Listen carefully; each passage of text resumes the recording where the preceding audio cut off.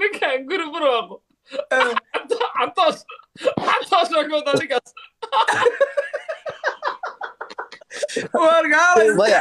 markii laga tago fiiri markii laga tago guri barwaaqo wargaalay anta reeb aan waxaan naqaan ku sheegay qofka cuntada iyo waxa ka sheekeeya atoosh soo naqana ma xisaabsan helo ceesh baan naqana ma xisaabsan wallahi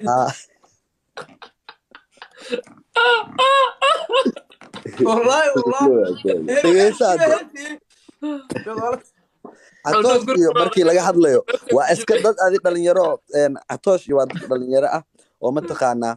inay dadku macnaha ka qosol siiyaan u soo gale ya iyo in la dhaho fankii maasaan noqdaybo allaha wakaas inta English weydiiyo sababo dad kama hadlayo dadka waxaan ka hadlayaa aniga isku qanacsan oo aaminsan inay fanaaniin yihiin oo u heesayo dadkan dhibka u soo galay iga dhaaf xasan toob studio uu ka saameeyo ku yaalo asaa dhibka wada faante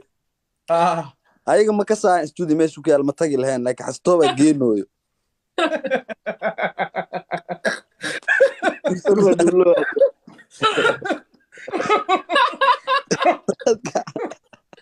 والله شرب ما صاحي ورطة دسكان حمادي ما يقنن مش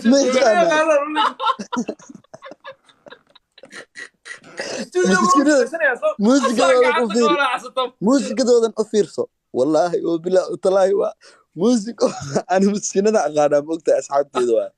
idhaafi ah macnaha 100 iyo 200 way dhiibayaan wuu hadlaa hadalkiisa waa la siraacinaa muusiga wuu hadlaa hadalkiisa la siraacinaa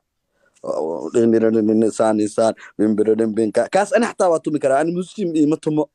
laakiin muusigooda ana ma tumi karaa والله هذا شيء انت انك بحي كان كرران حقا مريا تررن رن وصون نقدام بام بام بام دن دن دن دن دن دن دن بسوق كبيرة عدك الله تقول تدوسنا انا كل كده